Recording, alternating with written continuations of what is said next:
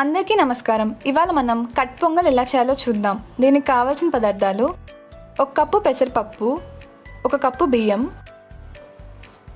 జీడిపప్పు, మిరియాల పొడి, ఉప్పు, అలాగే నెయ్యి. ఇప్పుడు తయారీ విధానంలోకి వెళ్ళిపోదాం. ఒక కుక్కర్లో పెసరపప్పు అలాగే బియ్యం రెండూ వేసి బాగా కడగాలి. ఇలా కడిగిన తర్వాత ఇందులో 6 కప్పుల నీళ్ళని పోసి దాంతోపాటు ఉప్పు అలాగే మిరియాల పొడి వేసి స్టవ్ మీద పెట్టుకోవాలి. నేనైతే మిరియాల పొడి వాడానండి, మీకు కావాలంటే మిరియాలు కూడా వేసుకోవచ్చు.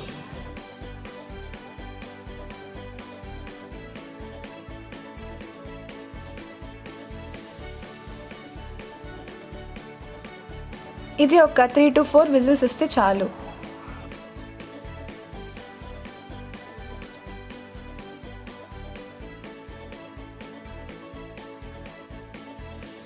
విజిల్ వచ్చేలోపు మన కట్ పొంగల్కి నేతితో పోపు వేసుకుందాము. నూనె కన్నా నెయ్యితో పోపు వేసుకుంటే చాలా బాగుంటుంది. ఇందులో మినప్పప్పు, జీలకర్ర, ఆవాలు, ఎండుమిరపకాయలు, పచ్చిశనగపప్పు, జీడిపప్పు అలాగే కరివేపాకు వేసి వేయించుకోవాలి.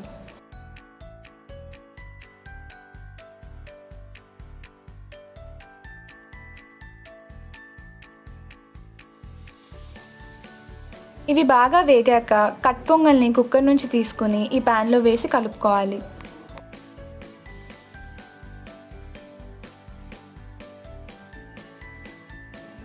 కట్ పొంగల్ రుచి తెలియాలంటే వేడివేడి కట్ పొంగల్లో నెయ్యి వేసుకుని తింటే చాలా బాగుంటుంది.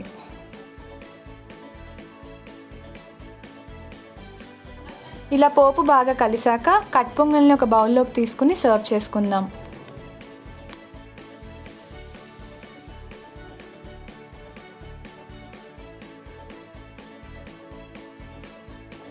ఇప్పుడు జీడిపప్పుతో గార్నిష్ చేసుకోవాలి.